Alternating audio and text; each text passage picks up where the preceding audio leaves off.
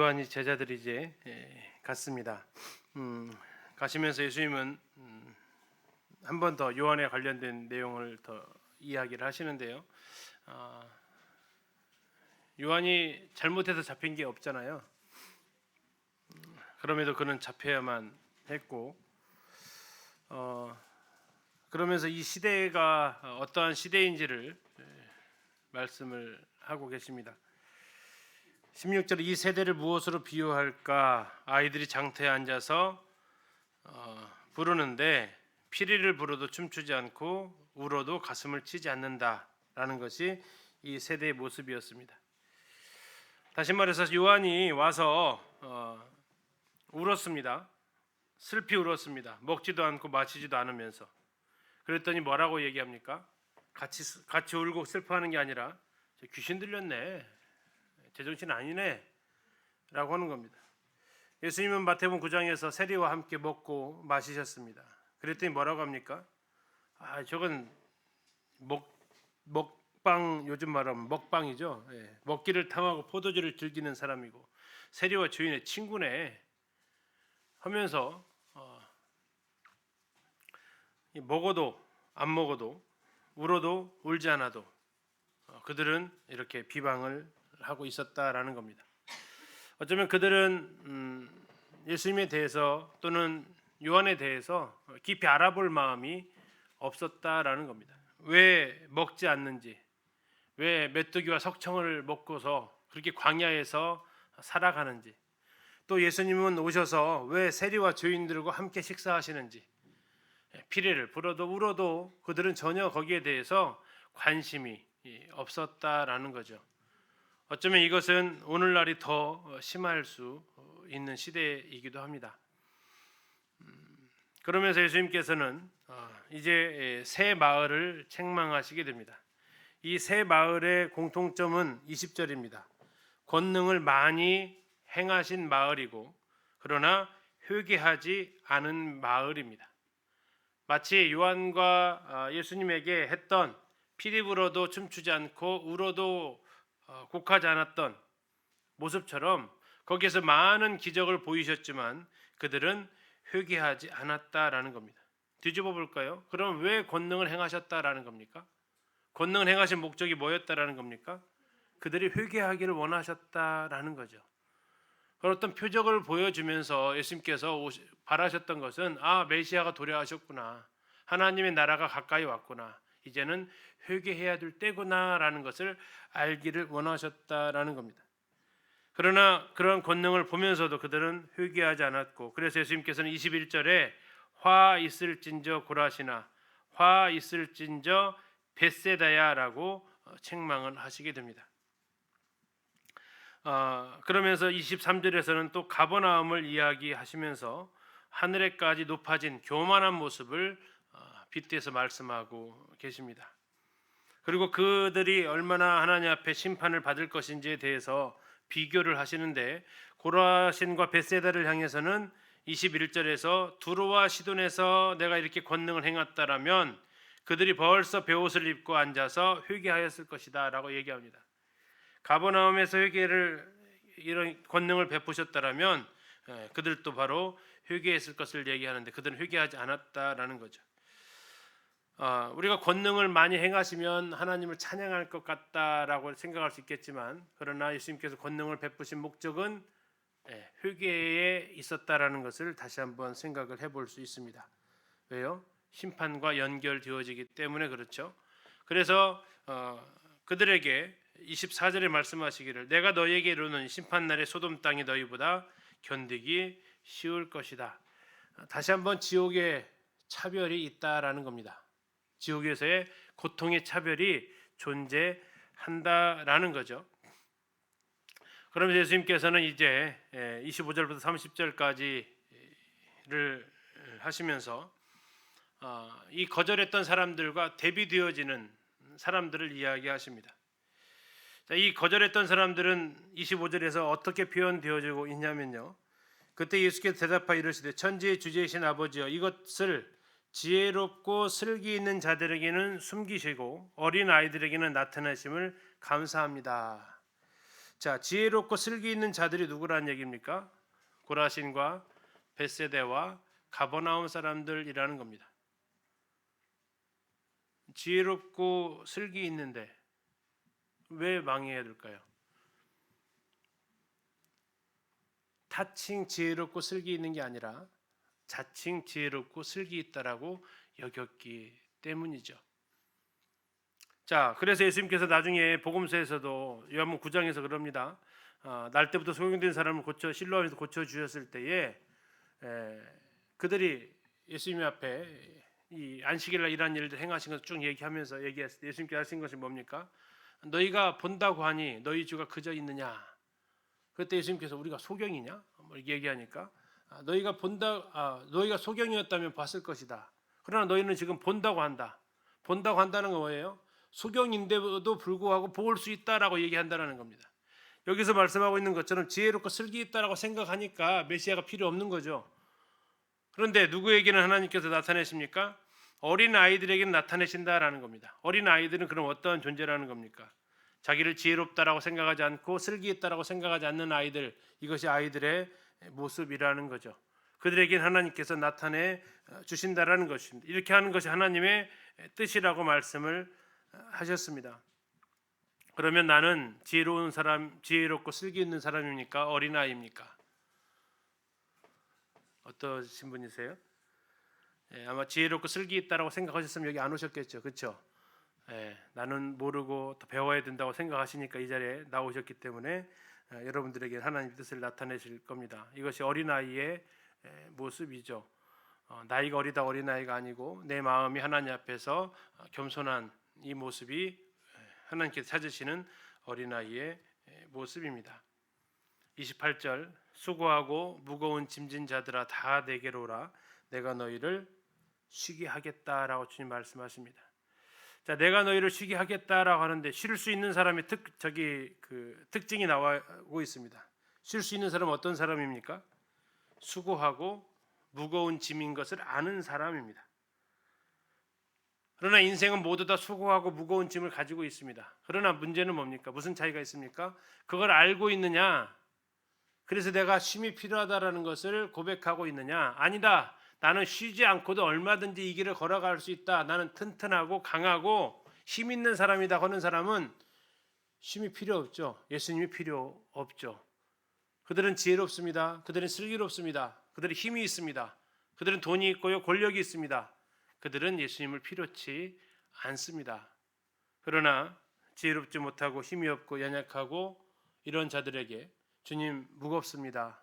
주님 힘듭니다. 하는 자들을 주님께서 오라 하십니다. 오라 내가 너희를 쉬게 하겠다.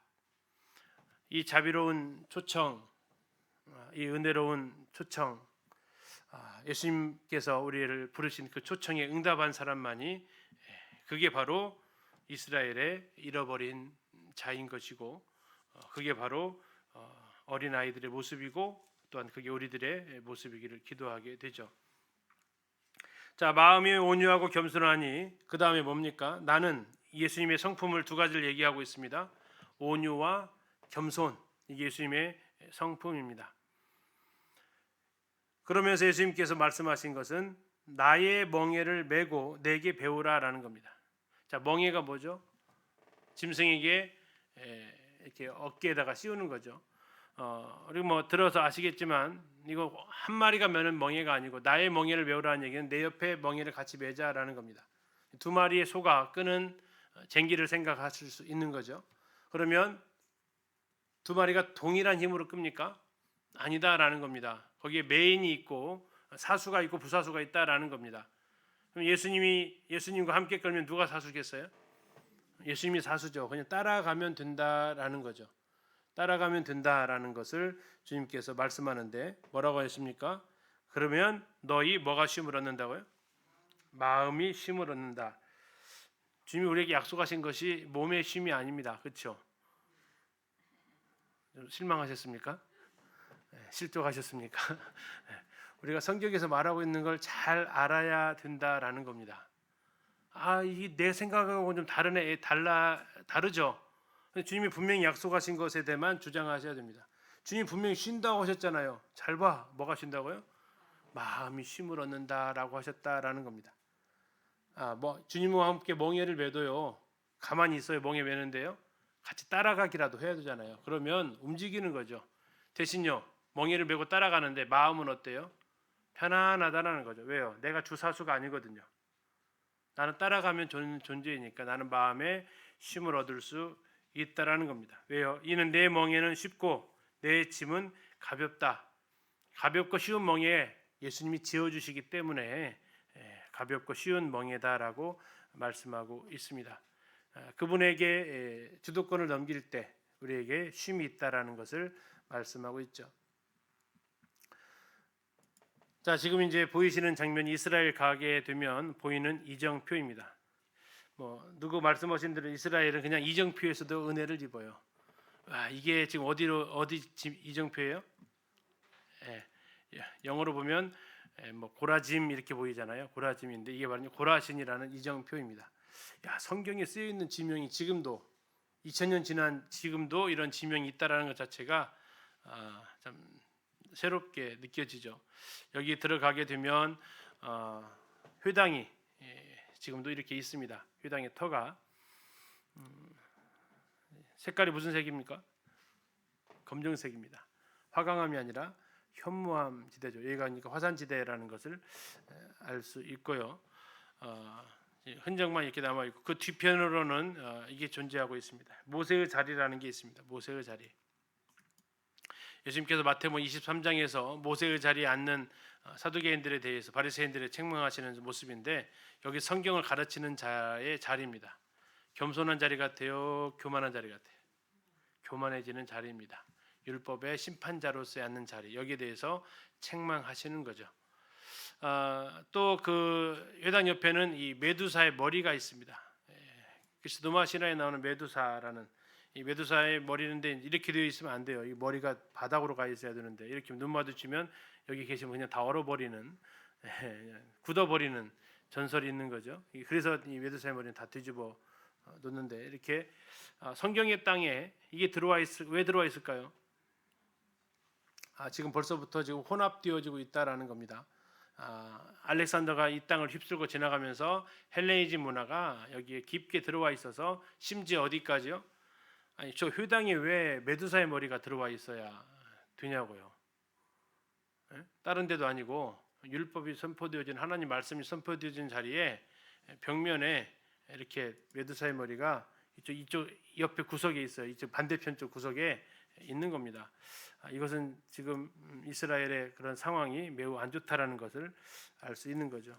바로 이런 마을들, 나중에 이제 이 세 마을 세트, 복음의 트라이앵글이라고 이야기합니다. 성지에 가면 이 세 마을에 대해서 더 책망하시는 것은 좀 더 나중에 가서 보도록 하겠습니다. 자, 이제 12장으로 갑니다. 12장은 요한복음 5장에 이어져서 나오는 대목이다라고 생각하십니다. 지금 그 가운데 예수님께서 무엇 하셨냐면 지금 계속 갈릴리 사역 하셨잖아요. 자, 12장 1절에 뭐라고 단어가 시작합니까? 그때죠. 그때가 뭐냐면 예수님께서 지금 예루살렘에서 38년 된 병자를 고치시고 한번 갔다가 갈릴리로 다시 오셨다라는 그 시간적인 흐름이 있다라는 거죠. 그러니까 이제 12장 1절에다가 그때에다가 밑줄 치시고 요한복음 5장 이후 사건 이렇게 써놓으셔도 이렇게 시간 흘러가는 대로 이렇게 보실 수는 있습니다. 자, 그때 예수님께서 안식일에 밀밭 사이로 가셨습니다. 제자들이 배가 많이 고팠습니다. 그래서 뭐 했습니까? 이삭을 잘라 먹었습니다. 잘못했을까요? 괜찮을까요? 괜찮습니다. 자, 신명기 23장 25절에 이렇게 되어져 있습니다. 내 이웃의 곡식밭에 들어갈 때에는 네가 손으로 그 이삭을 따도 되느니라 했습니다. 자, 이삭을 잘라 먹었다라는 것은 바로 이제 손으로 잘라 먹은 것을 보여주는데, 그러나 내 이웃의 곡식밭에 낫을 대지는 말지니라. 낫을 대는 것은 뭡니까? 이것은 배고파서 먹는 게 아니잖아요. 이건 추수한다라는 겁니다. 이것은 금하고 있는 거죠. 이 허기를 해결하기 위해서는 우리나라도 봐줬잖아요. 뭐라고 했어요? 남의 밭에 가서 이렇게 먹는 거, 서리. 근데 요즘은 그거 했다가 큰일 납니다. 근데 예전에 많이 봐주셨잖아요. 이것이 허기를 해결하기 위한 행동이었기 때문에 이거 허용이 되어졌다라는 겁니다. 구약의 시대에도. 그러나 이익을 남기기 위한 행동은 해결이 해당이 안 되었다라는 거예요. 근데 문제는 뭡니까? 바리새인들이 이것을 어떻게 해석을 합니까? 바리새인들을 보고 예수께 말하되 보시오 당신의 제자들이 안식일에 하지 못할 일을 했습니다라고 했습니다. 안식일에 하지 못할 일, 뭘 잘못했을까요? 이게 이제 그 안식일 규정을 그들이 이제 확대 해석을 하면서 하는데요. 안식일에 하지 못할 일을 그들이 이제 세 가지를 얘기합니다. 첫 번째, 이삭을 잘랐다라는 겁니다. 분명히 낫을 가지고는 안 되지만 손으로는 된다고 했는데 제자들이 낫을 가지고 했다라는 것은 없거든요. 근데 이것도 못하게 막은 겁니다. 자, 이것을 그렇게 그들은 이제 추수했다라고 지금 죄를 지은 겁니다. 두 번째 뭐 했습니까? 이걸 시장에 있으니까 먹었을 거 아닙니까? 타작 손으로 비빈 겁니다. 쉽게 얘기해서 그것을 가리켜서 타작했다라고 죄를 정하는 겁니다. 그리고 나서 비빈 다음에 뭐 했을까요? 거기 거칠거칠한 거 있으니까 불어냈겠죠. 이거 뭐 한 겁니까? 키질 했다라는 겁니다. 그래서 이거 세 가지를 지금 범죄했다라는 겁니다. 지금 안식일에 세 가지 일했다라는 거예요. 추수하고 타작하고 키질까지 했다라는 것이 지금 이 유대인들이 지금 주장하는 안식일에 하지 못할 일을 했다라는 거죠. 자, 그러면서 예수님께서는 다윗의 예를 통해서 이것이 결코 죄가 아니다라고 이야기를 하십니다. 5절 보시면요. 안식일에 제사장들이 성전 안에서 안식일을 범하여도 죄가 없음을 너희가 율법에서 읽어보지 못하였느냐 라면서 진설병 먹는 거 이것들이 결코 죄가 안 된다라고 이야기하는 겁니다. 또 하나는요. 자, 안식일에 제사장들이 성전 안에서 안식을 범할 일이 있었다라는 겁니다. 안식은 일하면 안 되죠. 제사장들은 안식일에 제사를 드렸을까요? 안 드렸을까요? 제사장들이 안식일에 제사를 드렸을까요? 안 드렸을까요? 갈리네요. 드렸다 파와 안 드렸다 파가 갈리시네요. 민수기 28장 9절에 보면 이렇게 나와 있습니다. 답이 나와 있으니까 보세요. 민수기 28장 9절입니다. 안식일에는 1년 되고 흠없는 순양 2마리와 고운 가루 10분의 2의 기름 섞은 소재와 그 전제를 드릴 것이니. 자, 안식일 뭐 하라고 했어요? 1년 되고 흠없는 순양 2마리 드리라고 했어요. 그럼 제사를 지냈어요, 안 지냈어요? 지냈어요. 그럼 일한 거네요. 그렇죠?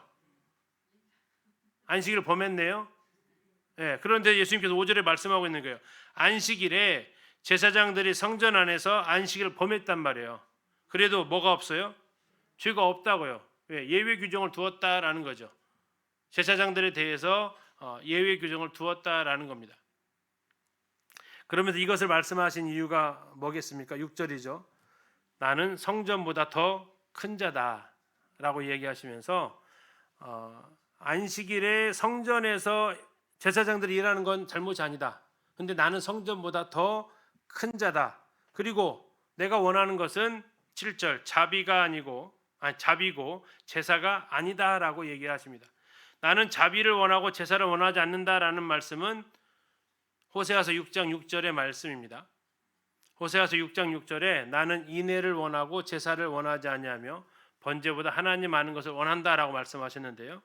나는 자비를 원하고 제사를 원하지 않는다라고 주님이 말씀하신 것이 무슨 뜻인지만 알아도 너희가 이 죄 없는 사람을 그렇게 막 죄로 얽어매지는 않았을 것이다라고 이야기를 지금 하시는 겁니다.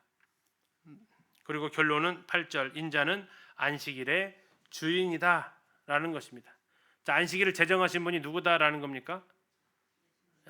예수님이다라는 겁니다. 율법을 만드시고 이 안식일을 제정하신 분이 예수님이고 그래서 예수님께서 이 부분에 대해서 죄 없다 하면 없는 거죠. 그래서 이것으로 인해서 죄를 정하지 말라라는 예수님의 말씀이 되겠습니다.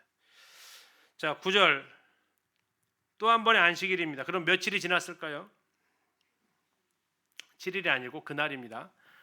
같은 날이 있었던 이야기입니다. 안식일을 먹고 지금 회당으로 가셨다라는 겁니다. 자, 손 마른 사람을 고치시는 일이 벌어지게 됩니다. 어디에서요? 회당에서요. 무슨 회당일까요?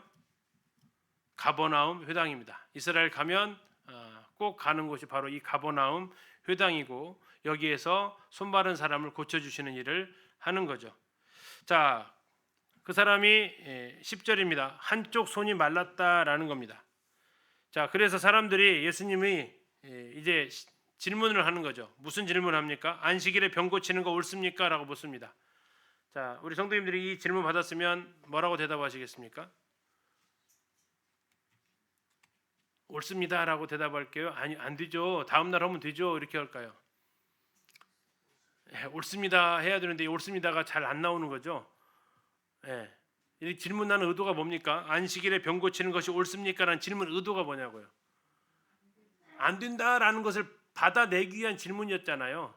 그래서 예수님께서는 예, 아니오로 대답하지 않습니다. 뭐라고 대답하십니까? 질문은 질문으로 반문하시면서 그들에게 역공격을 하십니다.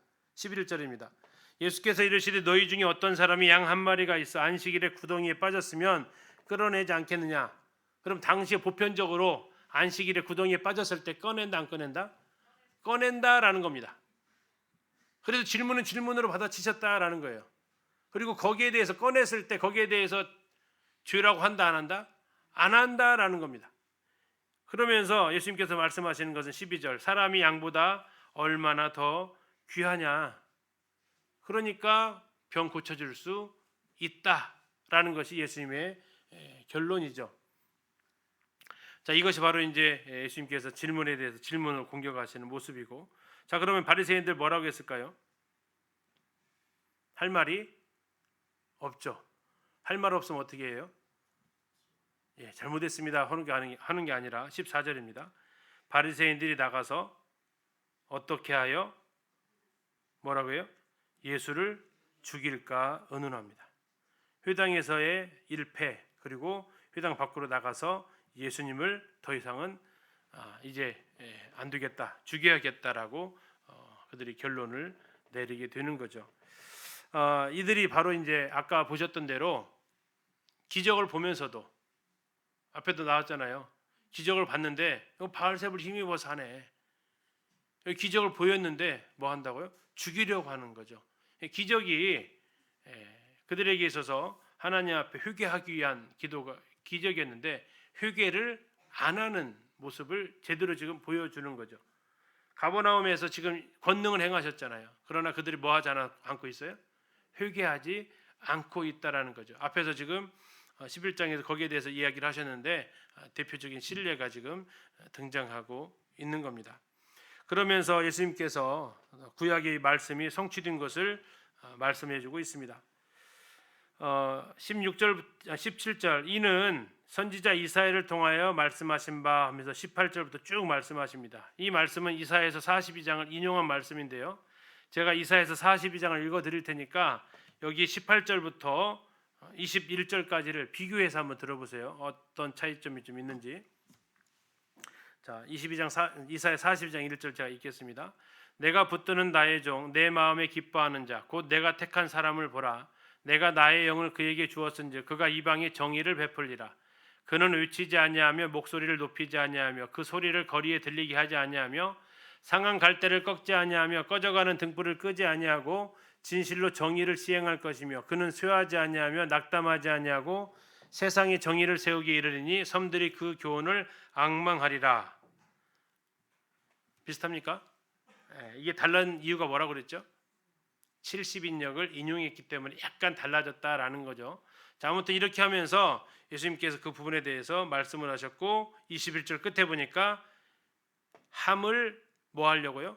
이루려 하십니다라고 얘기하십니다. 결국 메시아가 오신 목적이 뭐라고 지금 얘기를 하시는 겁니까? 메시아가 오신 목적은 지금 초림입니다. 메시아가 초림으로 오신 목적은 정복하기 위해서 온 것이 아니다라는 겁니다. 큰 팡파를 퍼뜨리기 위해서 오신 것이 아니다라는 겁니다. 혁명 일으키기 위해서 오신 것이 아니다라는 거죠. 오히려 누구를 위해서 그가 오셨다고 얘기합니까? 상한 갈대를 위해서 오셨고 꺼져가는 등불을 위해서 오셨고, 상한 갈대 꺼져가는 등불 바로 세상에서 잃어버린 자들, 그들을 위해서 예수님께서 오신 그분이심을, 다시 말해서 손 마른 사람처럼 그 약자를 위해서 오셨음을 보여주고 있습니다. 다음에 22절도 공통점은 안식일에 있었던 일입니다. 바알세불 논쟁이 일어납니다. 그때에 이렇게 나와 있는데요. 귀신 들려 눈 멀고 말 못하는 사람을 데려옵니다.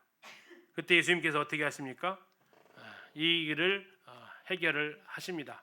자, 그것을 바라보고 있었던 사람들, 바리새인들이 또 한 번 얘기합니다. 뭐라고 얘기한다고요? 누구를 위해서 이렇게 한다고요? 24절입니다. 바리새인들은 듣고 이르되 이가 귀신의 왕 바알세불을 힘입지 않고는 귀신을 쫓아내지 못한다라고 이야기를 하게 됩니다. 자, 이것은 이제 예수님께서 대노를 하시는 장면인데요. 자, 27절. 또 내가 바알세불을 힘입어 귀신을 쫓아내면 너희 아들들은 누구를 힘입어 쫓아내느냐? 그러므로 그들이 너희의 재판관이 되리라. 이렇게 말하면 당장 너희 편도 안 좋아할 거다라는 겁니다. 바리새인 편에서도. 자, 그러면서 예수님께서 이제 경고를 하시는데요. 32절. 또 누구든지 말로 인자를 거역하면 사하심을 얻되 누구든지 말로 성령을 거역하면 이 세상과 오는 세상에서도 사하심을 얻지 못하리라. 자, 용서받지 못한다라는 겁니까? 무슨 죄가요? 네, 성령을 모독하는 죄. 31절에 나와 있습니다. 성령을 모독하는 것, 이것은 사하심을 얻지 못한다라고 말씀하고 있습니다. 네, 한 청년이 이 질문을 저한테 해왔습니다. 무슨 질문했을까요?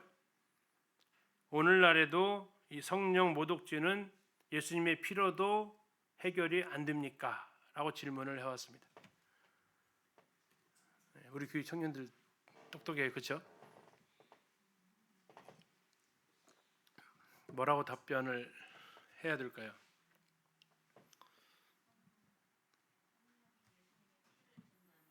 네, 성령 예수님의 피를 증거하니까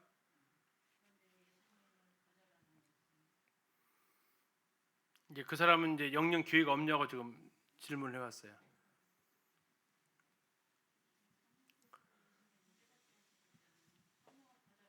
네, 예. 그래서 이제 그 맥도날드 형제님 주석을 좀 찾아봤습니다. 거기서 이렇게 기록이 되어져 있습니다. 무지로 예수님을 거절했다가 회개하면 용서받을 수 있다. 그러나 그리스도가 메시아임을 알면서도 거절하는 것은 성령을 거역하는 것이다. 성령의 사역이 그리스도를 증거하는 사역이기 때문이다. 그리스도의 기적을 직접 목격하고 그분의 주장이 진리임을 알면서도 성령을 거스린 바리새인들의 죄는 사죄가 불가능하다라고 이렇게 정리를 하셨더라고요. 예수님께서 예수님의 피가 속죄하지 못할 죄는 없습니다. 그렇죠? 그러나 이 부분에 대해서 이것을 거절한 거죠. 이 사람의 가장 큰 것은요. 성령께서 하시는 사역이 무슨 사역입니까? 예수님을 증거하는 사역인데 이 성령께서 이 사역을 거절했기 때문에 벌 받는 거지. 그 성령에 대해서 이 죄를 용서 못하는 게 아니라 이 사람은 그 자체를 거절했기 때문에 용서받지 못한다라고 정리를 하고 있는 거죠. 자, 그래 결국 이들이 용서받지 못하는 이유는 예수님의 피로서도 안 되는 죄가 아니라 그 성령께서 하시는 그 사역 자체를 거절하기 때문에 용서받을 수 없는 부분인 것을 볼 수 있습니다. 다음에 이제 38절에서 45절에서도 또 그때에 이렇게 나옵니다. 다 안식일이다라는 겁니다. 지금 안식일을 다 세트로 묶어놨다라는 것을 볼 수 있죠. 그러니까 이 마태복음이 시간 순서가 아니라 이러한 목적을 가지고 나와 있다라는 것을 확인할 수 있는 겁니다. 자, 안식일의 표적을 구하는 서기관들과 바리새인들이 등장합니다. 38절 보시면 그때 서기관과 바리새인 중 몇 사람이 마르되 우리가 신구약 중간 시대를 봤습니다. 서기관과 바리새인들이 하나님 말씀과 연관되어진 사람들이에요. 그들이 이제 하나님 앞에 뭐하는 사람이 뭘 요구합니까? 표적을 보여달라고 요구를 하고 있다라는 겁니다. 그런데 예수님께서 하셨던 대답은 자, 보여주겠다 안 보여주겠다가 아닙니다. 예수님의 대답은 대부분 이러한 페이스를 차지합니다. 39절 예수께 대답하여 이르시되 악하고 음란한 세대가 표적을 구한다. 흔히 말하는 대로 이제 돌려 까신 거죠. 지금 이들이 지금 표적을 구하는데 지금 너희는 어떤 상태다라는 얘기예요? 악하고 음란한 상태다라고 지금 예수님께서 말씀을 하는 거죠. 자, 그리고 그러한 세대에는 뭐밖에 보여준다고요? 요나의 표적밖에는 보여줄 것이 없다라는 겁니다. 요나의 표적이 무슨 표적입니까? 40절 밤낮 사흘 동안 물고기 뱃속에 있었습니다. 예수님도 밤낮 사흘 동안 땅 속에 있을 것입니다. 그리고 요나가 나왔죠. 예수님도 부활하실 거라는 것이 바로 그것이고 그때 41절에 니느웨 사람들 물고기 뱃속에서 3일간 있었던 요나가 와서 설교했을 때 그들은 뭐 했습니까? 회개를 했습니다. 그런데 너희들은 지금 회개하지 않기 때문에 나중에 니느웨 사람들로 인해서 너희가 정죄를 받을 것이다 라고 이야기를 하고 있습니다.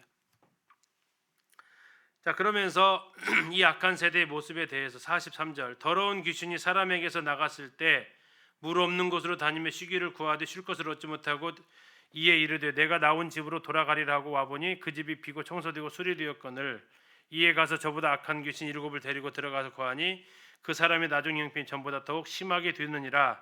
이 악한 세대가 또한 이렇게 되리라 라는 비유를 하시고 계십니다. 이 43절부터 나와 있는 이 비유는 제가 신자주석에 나와 있는 내용으로 좀 읽어드리도록 하겠습니다. 예수님은 믿지 않는 이스라엘의 과거, 현재, 미래를 이 비유를 통해서 요약해 보이신다. 사람이 나와 있죠. 사람, 귀신, 더러운 귀신이 사람에게서 나갔다 해서 그 사람이요. 사람은 유대 민족을, 더러운 귀신은 애굽의 속박에서 바벨론 포로 때까지의 우상 숭배했던 그 모습을, 그리고 더러운 귀신이 사람에게서 나간 것과 같았다라는 것은 바벨론 포로에서 돌아와서 지금까지 우상 숭배를 하지 않았다라는 것을 보여준다. 이해가 했습니까? 자, 이 사람에게서 귀신이 나갔다라는 것은 이스라엘이 바벨론 포로 갔다 와서 지금까지 우상 숭배하지 않았던 것처럼 귀신이 더 이상 이 사람 속에 없었다라는 것을 이야기를 해주는 거죠. 근데 귀신이 나가면 그곳에 누가 들어와야 됩니까? 성령이 오셔야 되는데 거기가 지금 빈집이 되었다라는 겁니다. 빈집이 되었다라는 것은 뭡니까? 영적으로 그들이 공허해진 상태, 텅 비어진 상태, 아무것도 채워지지 않은 상태, 우상 숭배를 거절했기 때문에 뭔 종교 개혁을 한 것 같지만 그들에게 예수님이 메시아가 임하지 않은 상태를 보여준다라는 거죠. 결국 이 상태로 계속해서 진행되어 다가는 무슨 일이 벌어진다고요? 예전보다 더 이 이스라엘의 상태가 안 좋아질 것이다라는 거고, 결국 그 빈집에 이 귀신이 들어와서 더 악해졌다라는 것을 보여주고 있는 이 모습이다라고 지금 이 비유를 해석을 하고 있습니다. 이스라엘에 대한 이 비유를 좀 이야기를 하고 계신 거죠. 왜 그러냐면 아프리카에서 이제 바알세불 논쟁과 연관되어져서 이스라엘의 영적인 상태에 대해서 다시 한번 이야기를 해 주신 부분이 되겠습니다. 46절부터 50절까지는 누가 내 형제요 내 자매요 어머니냐 했을 때 육신의 형제가 아니라 아버지의 뜻대로 하는 자가 형제요 자매요 어머니다라고 이야기를 하시면서 새로운 가족관계로 초대하게 됩니다. 이때도 다 안식일 때입니다. 그러니까 12장 전체가 다 무슨 날이라고요? 안식일이라는 겁니다. 그래서 이제 안식일에 대해서 유대인들이 지난번에 구약 공부할 때 왜 그들이 안식일의 규정을 더 세밀하게 했는가 이걸 말씀을 드린 적이 있었습니다. 그냥 십계명에 한 구절 나와 있잖아요. 근데 그걸 지키기 위해서 그걸 범하지 않기 위해서 울타리를 쳤다 그랬죠. 그리고 그 울타리를 또 넘을 수 있으니까 또 울타리를 친 겁니다. 그리고 또 하나 우리가 기억해야 될 것은 이 안식일이 그러면 언제 제정이 되었습니까? 창조 때 제정이 되었죠. 그리고 나서 율법이 되어지면서 십계명이 주어지면서 이 안식일은 더 구체화되었습니다. 그리고 혹시 기억하시는지 모르겠지만 성막을 지을 때 앞과 뒤에서 안식일에 대해서 굉장히 강조를 하십니다. 아무리 성막을 짓는다 하더라도 무슨 날은 하지 말라고요? 안식일 날은 하지 말라는 겁니다. 안식일을 범하면서까지 성막을 짓지 말라고 하셨던 것이 하나님의 뜻이었다라는 것을 우리는 출애굽기 공부하면서 같이 살펴보았습니다. 그래서 이 안식일의 금기 규정이 이스라엘에는 총 39가지가 있습니다. 지금도 이스라엘 가면은 그 규정이 그래 남아 있죠. 그래서 이스라엘 가면 안식일 날 엘리베이터 타면 잘 타야 됩니다. 두 종류가 있어요. 유대인들 용이 있고 다음에 일반 여행객들 용이 있어요. 유대인 용은 어떻게 세요? 층마다 쓰고 층마다 문이 열립니다. 안 눌러도 됩니다. 안 눌러도 되는 게 아니라 눌러도 소용이 없습니다. 지가 알아서 층마다 1층부터 15층까지 섰다가 열렸다가 닫히고 계속 반복합니다. 그것 하면 어떻게 될까요? 정말 이제 속이 답답해지죠. 거의 한 10분 걸려서 이렇게 내려와야 되니까 계단이 훨씬 빠릅니다. 그래서 관광객들을 위해서 이쪽 그냥 버튼 누르는 게 따로 있어요. 유대인들은 그럼 못 탈까요? 안식일용 탈까요? 관광객용 탈까요? 관광객용 타요. 대신 자기들이 안 눌러요. 부탁해요. 자기는 안 누르고 타는 건 괜찮아요. 누르면 안 되는 거예요. 똑똑하더라고요. 그래서 눌러달라고 그래요. 눌러달라고. 안 눌러요. 뭐 그 밖에도 이스라엘 사람들이 이렇게 얘기하게 되면 삼성이 그 냉장고를 잘 만들었어요. 문을 딱 열면 켜지면 안 돼요. 타이머를 작동시켜 가지고요. 꺼졌다 켜졌다 하면 안 돼요. 그래서 안식일 날은 타이머가 계속 돌아가요. 항상 켜져 있는 상태로 타이머 작동시켜서 이런 식으로 해가지고 그들이 이제 안식일을 지금부터 철저하게 지킵니다. 한 번은 다윗의 무덤에 갔는데 다윗이 감유 있는 무덤에 갔는데 갑자기 없던 배너가 붙어 있어요. 우리 예배당 앞에 올 때 그 하나님 당신 사랑 그 배너 있잖아요. 배너가 붙어 있어요. 거기 뭐가 붙어 있는지 봤더니 담배 금지. 뭐 당연히 그럴 수 있겠다. 근데 거기다가 휴대폰 금지. 다음에 카메라 금지. 왜 그러냐 했더니 사진 찍을 때 후레쉬 터질 수 있으니까 그것도 일로 본대요. 불을 피웠다라는 것으로. 그것도 이제 못 하는 거예요. 그래서 아예 금지를 시킨대요. 그 정도로 지키고 있어요. 그런데 이제 그 39가지 규정이 이겁니다. 많죠? 많아요. 그렇죠? 이 39가지를 지키는 건데요. 이것이 어디서 나왔냐면 다 성막 만드는 것과 관련되어져서 나왔다고 지금 하는 겁니다. 성막을 짓는 것에 대해서 31장부터 35장까지 이렇게 기록이 되어져 있는데 이 성막에서 성막이라 하더라도 안식일을 만들면 안 되었기 때문에 이 성막과 관련되어진 일 그것과 연관되어져 있다라는 겁니다. 자, 그래서 1번에서 11번은 일하지 말라라는 겁니다. 그래서 씨 뿌리거나 밭 갈지 말라는 거 이런 내용들이 담겨져 있는 거죠. 씨 뿌리지 말아라, 밭 갈지 말아라, 곡식단을 묶지 말아라. 가로는 더 해당되는 겁니다. 곡식 거두지 말고 타작하지 말고 과일 즙자는 것도 안 된답니다. 곡식 키질하지 말고 곡식 갈아서 가루를 만들지 말고 곡식 찌지 말고 채질하지 말고 반죽하지 말고 굽지 말아라. 그러니까 안식일 두기 전에 이 주부들은 이거 다 해놔야 돼요. 전날.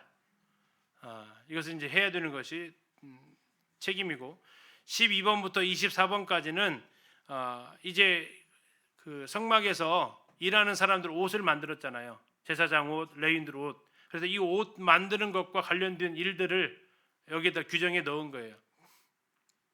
털 깎지 말고 머리도 빗어도 안 된대요. 빨래하지 말고 빨래인데 샤워까지도 금지를 시킵니다.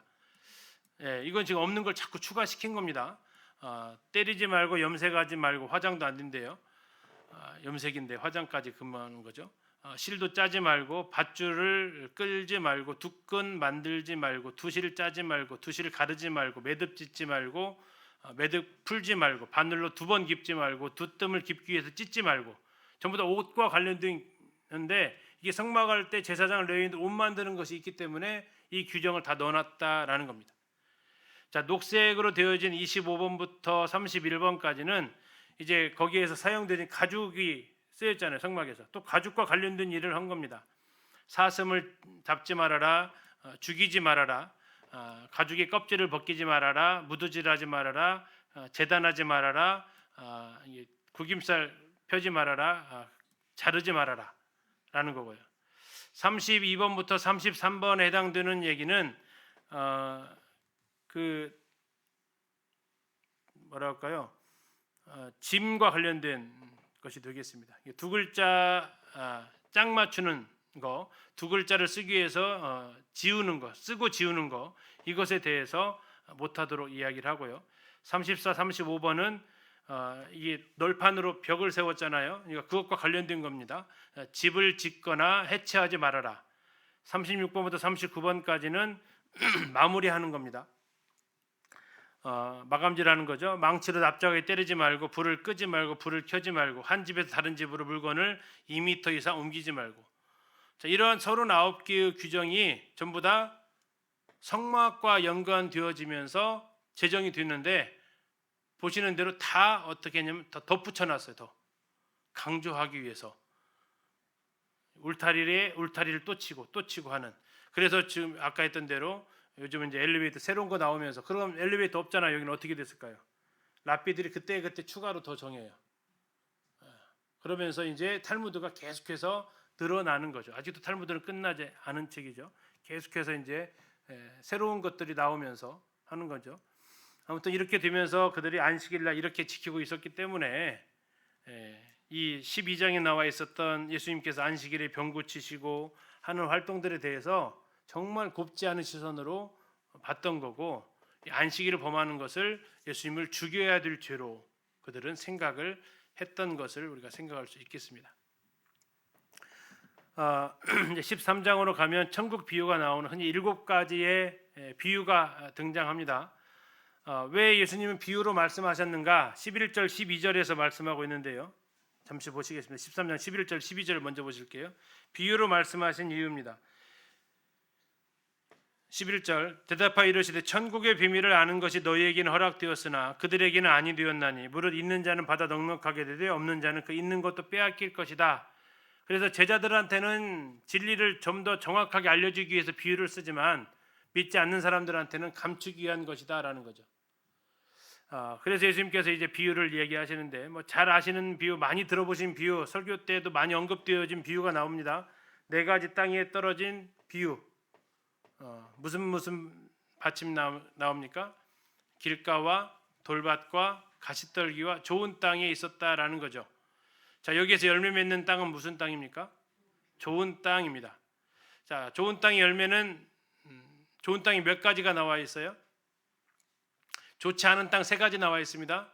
그죠? 길가, 돌밭, 가시떨기. 좋은 땅도 3가지가 나와 있어요. 30배 맺는 땅, 60배 맺는 땅, 100배 맺는 땅라는 거죠.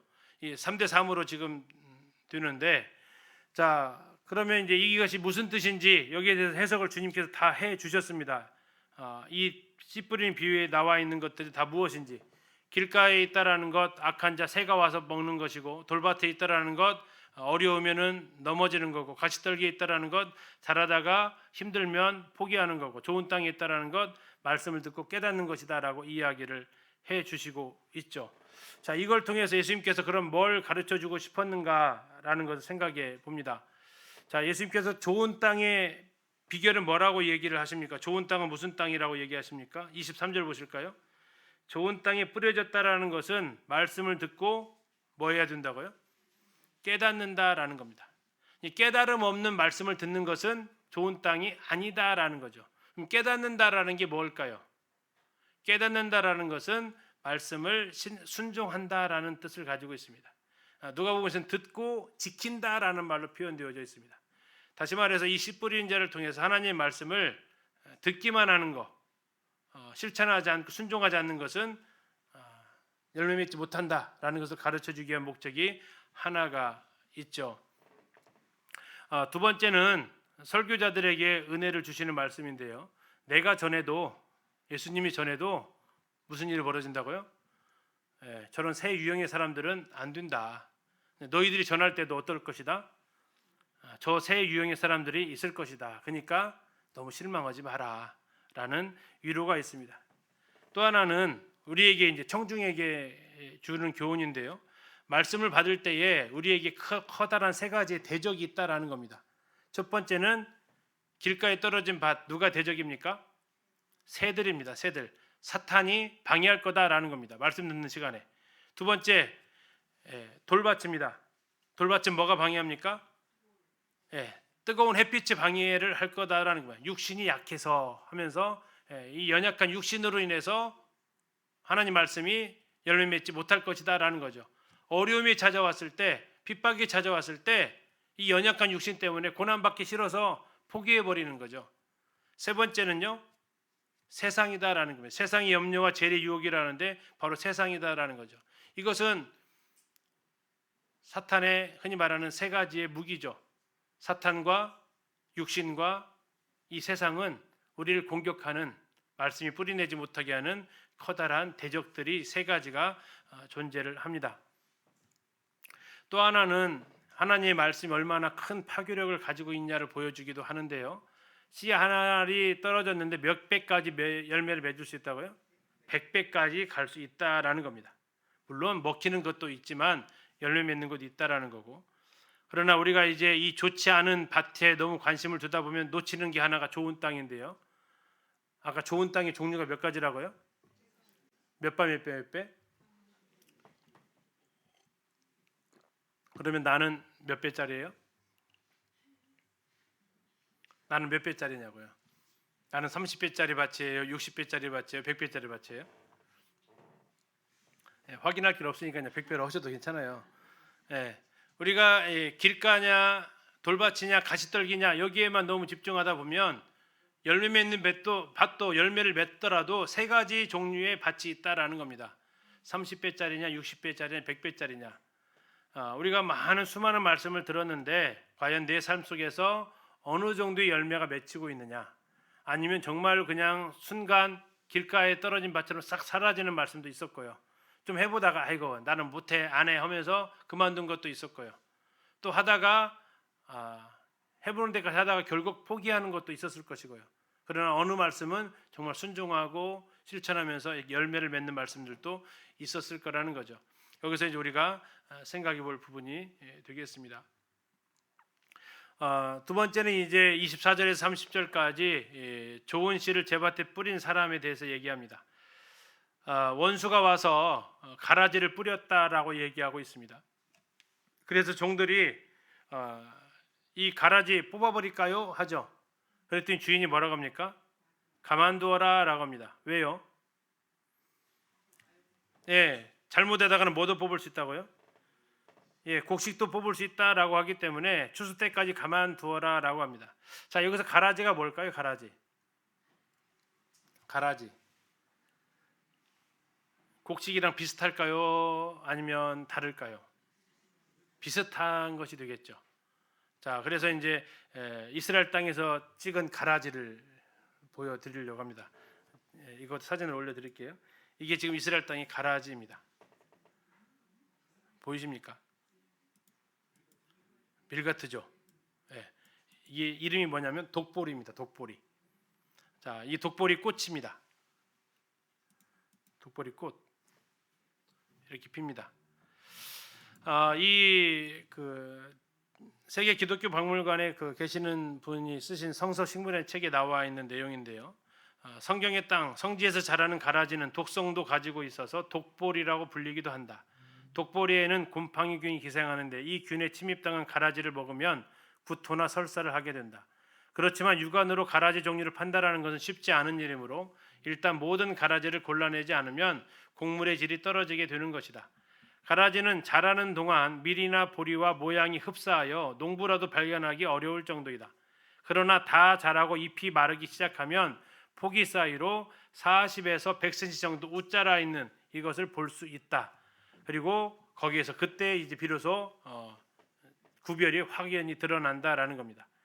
밀이나 보리보다 줄기가 가늘고 이삭도 훨씬 작기 때문에 눈여겨보면 구분할 수도 있다. 이게 바로 이제 가라지라는 겁니다. 그리고 이 가라지에 대해서 예수님께서 또 뒤에서 해석을 해 놓으셨습니다. 그래서 우리가 고민할 일이 전혀 없습니다. 왜요? 해석을 다 해 놓으셨으니까.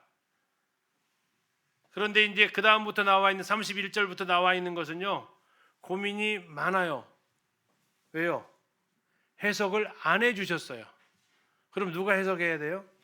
성경을 연구하는 분들이 해석을 해요. 자, 그러면 한 가지 해석이 나올까요? 여러 개가 나올까요? 여러 개가 나오더라 이거죠. 주님이 답을 가리셨어요. 그냥 이 앞에 있는 두 가지는 답을 다 보여주셨기 때문에 이론이 없어요. 근데 이것은 다 답을 가리셔서 설명하려면 여러 가지를 좀 해야 돼서 오늘 다 못하고요. 그래서 다음 주에는 이제 이 31절부터 나와 있는 이 나머지 5가지 비유를 같이 이렇게 한번 살펴보도록 하겠습니다. 자, 오늘 기도하시고 마치도록 하겠습니다.